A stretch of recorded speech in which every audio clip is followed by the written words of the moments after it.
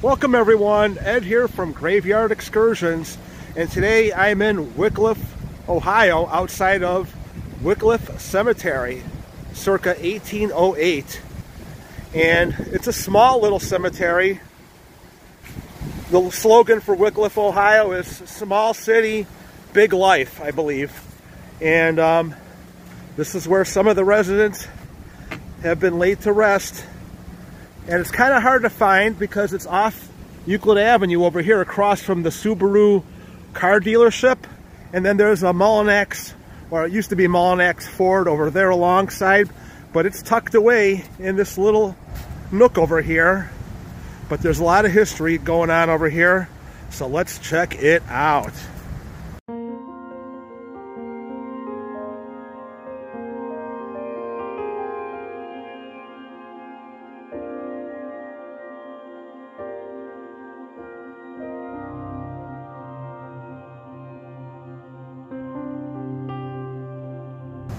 Now, I'm gonna warn you guys ahead of time, it's pretty windy out today, so I apologize ahead of time for the wind gusts. I love how they have this, basically a way to find whoever you're looking for over here. And there's a lot of, this cemetery goes way back to the early settlers of this area. And you got Lloyd, Father Lloyd, and his daughter, I believe that's his daughter. The Lloyds, there's a Lloyd Road in Wickliffe, Ohio. So they were some of the original people. And then you could see the Graves family is very big in this area. And another family that is very big is the Strong family. You're going to see a lot of old graves for the Strongs over there. And this cemetery has like an old section, and then another area that's just old. There's not much in regards to new burials here. They do have an area where you could have your cremated remains interred over here. Like I said, this is one of the older sections over here where the people died in 1967. You have the Arnold family over here. And then a memory of Alice, wife of Simon Arnold. She was only 56 years old. And then there's the Cordella family over here. And another Simon Arnold, born in 1813 and passed away in 1895. But up over on this ridge, and they always say in cemeteries, you always want the earliest graves to be in the highest point of the grave of the cemetery. And I would imagine this is the highest area of this cemetery right over here. And here is this obelisk over here. You're not going to see too many crucifixes and stuff like that here. I don't know if you would consider this a non-denominational cemetery, but I have yet to see one cross or something like that here. And again, this is the area that I would say is the oldest. And you got John H. Strong. And I love how his lettering is still intact after all these years. He passed away in 1823. So you got to figure the Strong family were some of the first people in this area to settle. Because it was like early 1800s when Wickliffe was formed over here. That's Elizabeth, the wife of John Strong, and she passed away in 1830.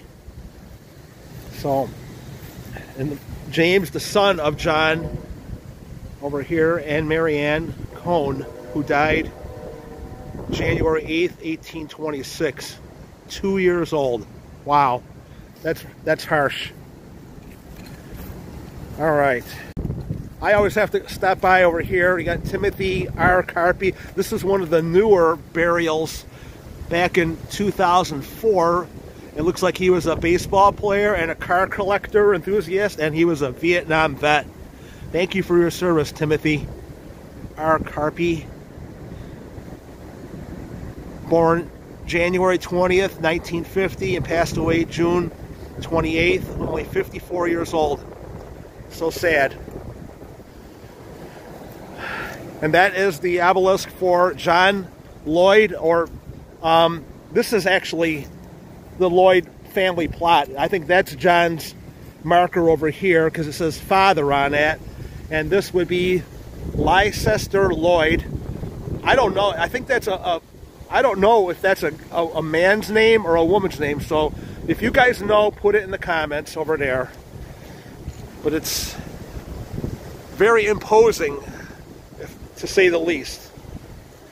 And over here, I actually know of a few people that are over in this area over here. So I do a lot of work in the area, and I've cleaned the carpets for the Bittners before. And you got Mary Lou Bittner, 1945 to 2015. If I could find a picture of her, I'll put her in there. And her husband, Kenneth, 1949 to 2017. And I bowl on a Wednesday night league, which makes me laugh because the old Palisades Palace is right over there. And it wouldn't be much of a shock if, where is his name? Anthony Bacco. He's the brother, I believe, of Tom Bacco. And I used to bowl with Tom, and I think he passed away just recently, January 2nd, 2022. But I know a Nancy Bacco who lived behind me in Wickliffe for the longest time, and that might be her brother. I'm not quite sure, but he's a stepbrother to the Mamonis and Bill Pawlowski. This guy is very connected with a lot of the bowlers that I know. Now, when I first saw